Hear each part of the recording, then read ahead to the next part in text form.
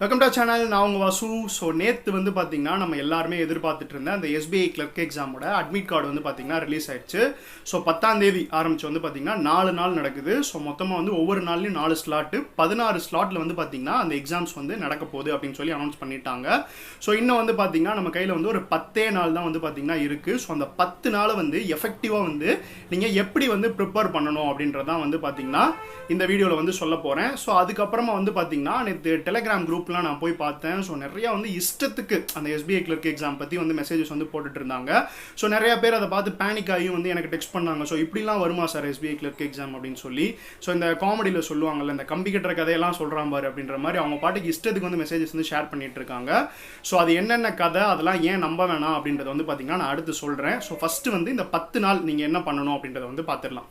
So இது வரைக்கும் நீங்கள் எப்படி படிச்சுட்டு இருந்தாலும் பரவாயில்ல, இந்த 10 நாள் வந்து ஃபுல் ஃபோக்கஸ் வந்து ப்ரிலிம்ஸ் மேலே மட்டும் வைங்க. ஸோ மெயின்ஸ் மார்க்லாம் எதுவும் போட வேணாம், ஈவன் ஜென்ரல் அவேர்னஸ் கூட படிக்க வேணாம். அந்த 10 நாளுக்கு அப்புறம் வந்து பார்த்தீங்கன்னா நம்ம ப்ரிலிம்ஸ் முடிச்சுட்டு அதுக்கப்புறம் வந்து படிச்சுக்கலாம். அதனால ஃபுல் ஃபோக்கஸையும் உங்களோட ப்ரிலிம்ஸ் எக்ஸாம் மேலே வந்து வைங்க. ஸோ நான் ஆல்ரெடி சொன்ன மாதிரி அந்த மார்னிங் நியூஸ் பேப்பர் ரீட் பண்ணுவீங்க பார்த்தீங்களா, ஸோ அதை மட்டும் வந்து பார்த்தீங்கன்னா நீங்கள் கண்டினியூ பண்ணிக்கோங்க, ஸ்டாப் பண்ண வேணாம். ஸோ மற்ற எல்லாமே வந்து பார்த்தீங்கன்னா மற்ற எல்லா டைமையும் வந்து உங்களோட ப்ரிலிம்ஸ்க்கு வந்து கொடுங்க. ஸோ காலையில் எழுந்திரிச்சு நியூஸ் பேப்பர் படிச்சிருங்க ஒரு 1 hour. ஸோ இது வரைக்கும் நீங்கள் படிக்கலனாலும் பரவாயில்ல. ஸோ எக்ஸாமுக்கு இன்னும் 10 நாள் தான் இருக்குது. ஸோ இந்த 10 நாளாச்சும் வந்து பார்த்தீங்கன்னா அந்த 1 hour வந்து நியூஸ் பேப்பர் படிங்க. இங்கிலீஷ் செக்ஷனில் உங்களோட ஸ்கோர் வந்து பார்த்தீங்கன்னா இன்க்ரீஸ் ஆகிறதுக்கு அது யூஸ் ஆகும். ஸோ அதுக்கப்புறமா வந்து பார்த்தீங்கன்னா ஒரு நாளைக்கு 2 மார்க். ஸோ அந்த 2 மார்க் வந்து பார்த்தீங்கன்னா எப்படி போடணும் அப்படின்னா வந்து ஒரு மார்க் வந்து பார்த்தீங்கன்னா ரியல் எக்ஸாம் பாயிண்ட் ஆஃப் வியூவில் ரொம்ப ஈஸியான ஒரு டெஸ்ட்லேருந்து போடுங்க. இன்னொரு மார்க் வந்து பார்த்தீங்கன்னா உங்களுக்கு எந்த டெஸ்ட் வந்து ஆலிவ் போர்டு எது பிடிக்குதோ அந்த மாதிரி வந்து ஹை லெவல் டெஸ்ட் இருக்கிறதுல வந்து போட்டுக்கோங்க. ஸோ நான் ஏன் வந்து இந்த ஈஸி லெவல் மார்க்கில் போட சொல்கிறேன் அப்படின்னா வந்து இந்த 10 நாள் வந்து பார்த்தீங்கன்னா உங்களோட கான்ஃபிடன்ஸ் லெவலை வந்து பார்த்தீங்கன்னா நீங்கள் இன்க்ரீஸ் பண்ணணும். ஸோ நீங்கள் வந்து பார்த்தீங்கன்னா ஆலிவ் போர்டில் எல்லா டெஸ்ட்டையும் போட்டுட்டு எனக்கு 40 மார்க் தான் வருது, 35 மார்க் தான் வருதுன்னா உங்களுக்கு ஒரு கான்ஃபிடன்ஸ் வந்து கிடைக்காது. ஸோ இந்த 10 நாள் உங்களோட கான்ஃபிடன்ஸை பூஸ்ட் பண்ணுறதுக்கு ரியல் எக்ஸாம் லெவலில் வர mark test, so test book இருக்குது. ஸோ அந்த ரியல் எக்ஸாம் லெவலில் வர மார்க் டெஸ்ட் அதில் வந்து கிடைக்கும். ஸோ அதில் வந்து பார்த்தீங்கன்னா ஒரு மார்க் போடுங்க. இன்னொரு மார்க் வந்து நீங்கள் வந்து உங்களுக்கு விருப்பப்பட்ட வெப்சைட்டில் வந்து போட்டுக்கோங்க. ஸோ 2 மார்க் தான் போடணுமா அப்படின்னு கேட்டிங்கன்னா 2 வந்து பார்த்தீங்கன்னா மினிமம். ஸோ அந்த 2க்கு மேலே போகிறது வந்து பார்த்தீங்கன்னா உங்கள் திறமை. சில பேர் 4 மார்க் 5 மார்க்லாம் கூட எடுப்பாங்க. ஸோ அது வந்து பார்த்தீங்கன்னா உங்களோட விருப்பத்தை பொறுத்தது. ஆனால் மினிமம் வந்து பார்த்தீங்கன்னா நீங்கள் 2 மார்க் எடுக்கணும். ஒரு மார்க் ஈஸி லெவல் மார்க் எடுங்க, டெஸ்ட் புக்கில் எடுங்க. இன்னொன்று வந்து பார்த்தீங்கன்னா உங்களுக்கு எந்த வெப்சைட்டில் பிடிக்குதோ அது வந்து எடுத்துக்கோங்க. ஸோ அதே மாதிரி அந்த மார்க்குக்கு வந்து பார்த்தீங்கன்னா ஒரு டைமிங் இருக்குது. ஸோ அந்த என்ன டைமிங்னு பார்த்தீங்கன்னா வந்து ஃபார் எக்ஸாம்பிள் இப்போ எனக்கு வந்து 10:30 மணி அப்படின்னு சொல்லி ஹால் டிக்கெட்டில் வந்திருக்குன்னா அந்த 10:30க்கே வந்து உங்களுக்கு எக்ஸாம் ஸ்டார்ட் ஆகாது. ஸோ பிகினர்ஸ் தெரிஞ்சுக்கோங்க. ஸோ உங்களை வந்து நிறைய செக்லாம் பண்ணிவிட்டு அதுக்கப்புறம் தான் உள்ளே விடுவாங்க. 11:30க்கு தான் அந்த உங்கள் ஹால் டிக்கெட்டில் போட்டிருக்க டைமை தாண்டி ஒரு 1 மணி நேரம் கழிச்சு தான் வந்து பார்த்தீங்கன்னா அந்த எக்ஸாம் வந்து ஸ்டார்ட் ஆகும். ஸோ அந்த டைமுக்கு வந்து பார்த்தீங்கன்னா ஒரு மார்க் வந்து எடுங்க. ஸோ இதை நான் சொல்கிறேன்னா வந்து சில பேருக்கு வந்து காலையில் 8 மணி லாகின் டைமாக இருக்கும். ஸோ 9 மணிக்கு உங்களுக்கு எக்ஸாம் நடக்கும். ஸோ அந்த 9 மணி தான் பார்த்தீங்கன்னா நம்ம நார்மலாக பல பேர் வந்து எந்திரிக்கிற டைமாக இருக்கும். ஸோ அதே மாதிரி மதியம்லாம் வந்து பார்த்தீங்கன்னா அந்த 3 மணிலாம் வந்து எக்ஸாம் வந்துச்சுன்னா வந்து அது நம்ம சாப்பிட்டுட்டு வந்து தூங்குற டைமாக இருக்கும். ஸோ அந்த மாதிரி டைமில் வந்து அந்த ஃப்ளோ வந்து உங்களுக்கு எக்ஸாமில் வந்து கிடைக்காது. ஸோ அதனால் வந்து ஒரு மார்க் வந்து உங்களோட ஹால் டிக்கெட்டில் போட்டிருக்கிறதுல 1 hour தள்ளி டைமுக்கு எடுத்துக்கோங்க. இன்னொரு மார்க்கு உங்கள் இஷ்டம். ஸோ எப்படினாலும் வந்து எடுத்துக்கோங்க. ஸோ இந்த 2 மார்க் டெஸ்ட் வந்து மினிமம் போட்டுருங்க. இதுக்கப்புறமா வந்து செக்ஷனல் மார்க்ஸ் அப்படின்னு சொல்லி இருக்கும். ஸோ வந்து ஒவ்வொரு செக்ஷனுக்கும் இங்கிலீஷுக்கு தனியாக, ரீசனிங் தனியாக, குவான்ஸ் தனியாக அந்த டைமிங் வச்சு கொடுத்துருப்பாங்க. 20 நிமிஷம் வச்சு கொடுத்துருப்பாங்க. ஸோ அந்த செக்ஷனல் மார்க்லாம் வந்து எடுங்க. அப்படி எடுக்கிறப்போ வந்து உங்களுக்கு வந்து எந்த செக்ஷன் நீங்கள் வீக்குன்னு தெரியும். ஏன்னா வந்து மார்க் டெஸ்ட் போடுறப்பே தெரிஞ்சிடும் இந்த செக்ஷனில் தான் எனக்கு ஸ்கோர் கம்மியாக வருது அப்படின்னு சொல்லி. 3 செக்ஷன்லேயும் வீக் யாரும் இருக்க மாட்டாங்க. அதே மாதிரி 3 செக்ஷன்லேயும் ஸ்ட்ராங்காக யாரும் இருக்க மாட்டாங்க. ஏதாவது ஒரு செக்ஷன் வந்து வீக்காக இருக்கும். ஸோ அந்த வீக்காக இருக்க செக்ஷனுக்குலாம் வந்து நிறையா வந்து செக்ஷனல் மார்க் எடுங்க. ஸோ எல்லா சப்ஜெக்ட்டுக்கும் செக்ஷனல் மார்க் போடுங்க. அந்த வீக்காக இருக்கிறதுக்கு கொஞ்சம் அடிஷ்னலாக வந்து செக்ஷனல் மார்க் வந்து டெய்லி வந்து எடுத்துகிட்டே இருங்க. ஸோ இதெல்லாம் வந்து பார்த்தீங்கன்னா மார்க் டெஸ்ட்டை பொறுத்தளவு. ஸோ இந்த இதை மட்டும் பார்த்தீங்கன்னா 10 நாள் நீங்கள் தொடர்ந்து வந்து ஃபாலோ பண்ணுங்கள்.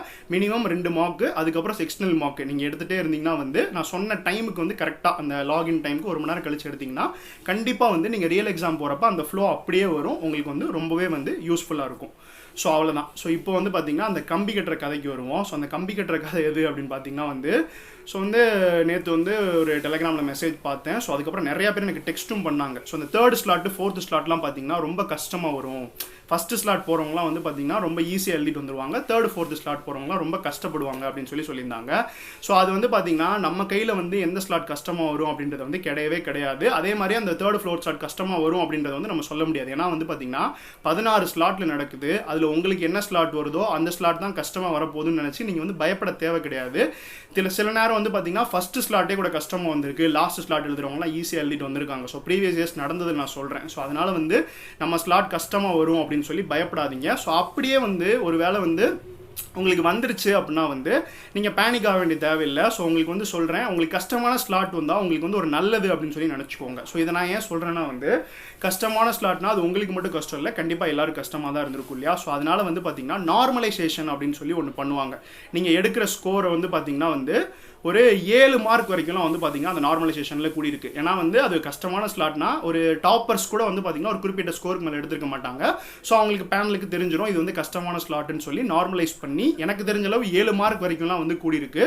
ஸோ அதனால் வந்து உங்களுக்கு வந்து கஷ்டமான ஸ்லாட் வரக்கூடாதுன்னு வேண்டிக்கோங்க.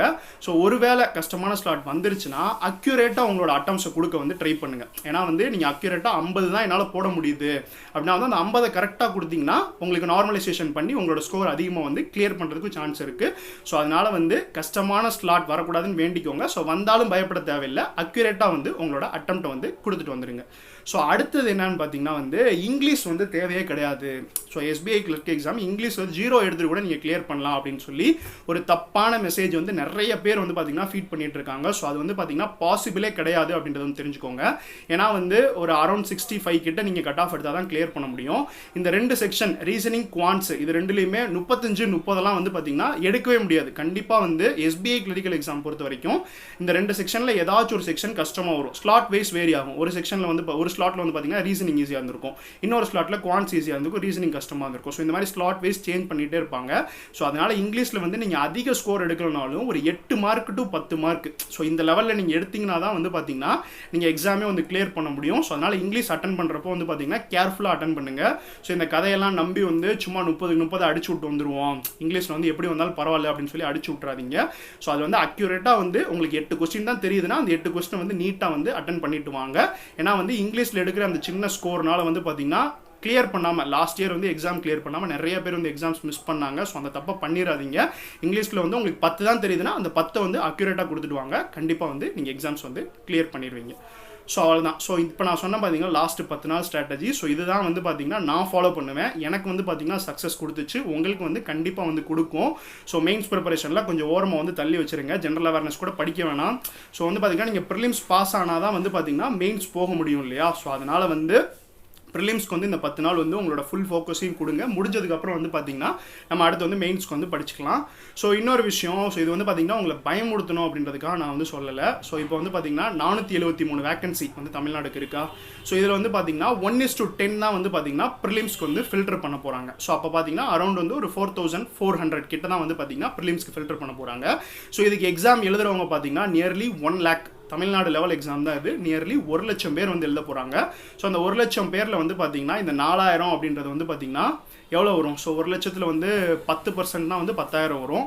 ஸோ அப்போ 4000னா வந்து கிட்டத்தட்ட வந்து ஒரு 4% பேருக்கு தான் வந்து பார்த்தீங்கன்னா வந்து இந்த ப்ரிலிம்ஸ் கிளியர் பண்ணி போகிறாங்க. ஸோ வந்து மெயின்ஸை விட்டுருங்க. 1:10ன்றப்ப எக்ஸாம் எழுதுறதுல ஒரு 4% பேர் தான் இந்த ப்ரிலிம்ஸ் எக்ஸாம் வந்து கிளியர் பண்ண போகிறாங்க. ஸோ அதுக்குள்ளே நீங்கள் வரணும் அப்படின்னா வந்து இந்த 10 நாள் வந்து வேறு லெவலில் வந்து உங்கள் ஹார்ட் ஒர்க் போடணும். ஸோ வந்து மார்க் டெஸ்ட்டாக போட்டு அதை அனலைஸ் பண்ணி எங்கே வீக் ஆகுறீங்க அப்படின்னு சொல்லி கண்டுபிடிச்சு உங்களோட ப்ரிப்பரேஷனை வச்சிங்கன்னா தான் ஸோ அந்த 4000 பேருக்குள்ளே வந்து நீங்கள் வர முடியும் அப்படின்னு தெரிஞ்சுக்கோங்க. ஸோ உங்களை பயமுறுத்துறதுக்காக சொல்ல, இதான் வந்து ரியல் காம்படிஷன் இருக்குது. ஸோ அந்தளவு நீங்கள் ஒர்க் பண்ணணும் அப்படின்றதுக்காக தான் வந்து பார்த்தீங்கன்னா இதை சொல்கிறேன். ஸோ படிங்க. கண்டிப்பாக வந்து எக்ஸாம்ஸ் வந்து ப்ரிலிம்ஸ் கிளியர் பண்ணிவிட்டு எல்லாருமே வந்து நம்ம சப்ஸ்கிரைபர்ஸ் மெயின்ஸ்க்கு போகணும் அப்படின்னு சொல்லி நானுமே வந்து பார்த்தீங்கன்னா காடை ப்ரே பண்ணிக்கிறேன். ஸோ அவ்வளோதான். ஸோ உங்களுக்கு வேறு ஏதாச்சும் வந்து இந்த எக்ஸாம்ஸ் ரிலேட்டடாக டவுட்ஸ் ஏதாச்சும் இருக்குது அப்படின்னா வந்து பார்த்தீங்கன்னா என்னோட வாட்ஸ்அப் நம்பர்லாம் ஸ்டார்டிங்கில் கொடுத்தேன் இல்லையா. ஸோ அதுக்கு வந்து காண்டாக்ட் பண்ணுங்கள், மெசேஜ் பண்ணுங்கள், இல்லை கால் பண்ணி கூட கேளுங்க. உங்களோட டவுட்ஸ்லாம் வந்து நான் வந்து கிளியர் பண்ணுறேன். நன்றி.